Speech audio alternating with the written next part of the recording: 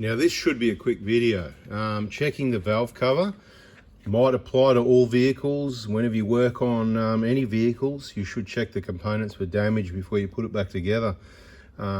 It's rare, but quite common, one of those things, you know.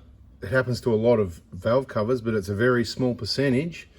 Mainly when people over tighten them, they can crack and damage them. Perhaps when they're older, they're easier to damage. There could be some other contributing factors. This has had a wash down. I'm doing inspection now. So I'm just going to talk about a little bit more cleaning. So all that messy silicone that was on the front, if you saw the other video, there's a little bit on the outside there. I'm still going to scrape off. These seals, they're still nice and soft. See how they just move like that, nice and soft. They weren't leaking, so there's no point changing them. It'll be a waste of time risking damaging the cover. Cover's about 400 bucks worth. AUD, depends where you are. I'm going to put a new gasket on it. But the common places that people over tighten and crack them, front corner, maybe here, not usually along here. This one's a really common one, no crack there. And when they over tighten the back corners down, and perhaps earlier than the rest of it, it pulls the plastic down. And because what happens, you get these hairline cracks along the back here, which leak a lot of oil and make mess. You can pay the 400 bucks, depends who you are, or you can get the RTV silicone and just lightly just paint over it, and it will solve the problem.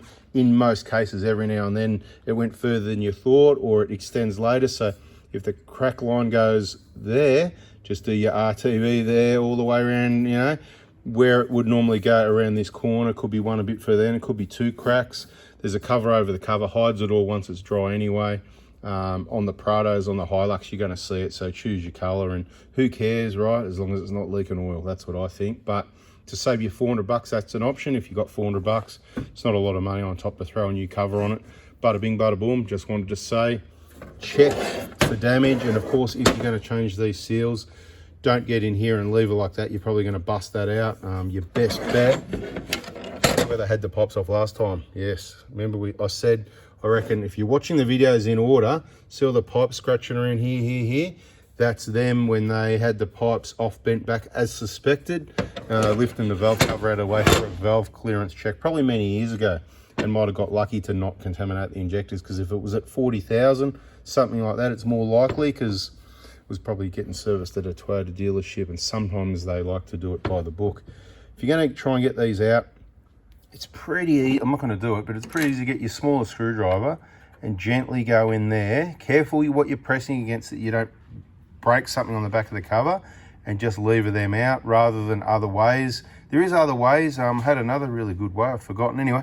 And reinstalling them, if you put the moly coat around the outside, you can just literally push with your thumbs each side at the same time, and you just feel them go all the way. And some people like to get a big socket and just, but I don't want to be hitting it in with a hammer. I'd rather just hand handle the valve cover and have the moly coat and just slide them in. They're not going to come back out. Once you push them all the way in home, the bottom goes past flush here.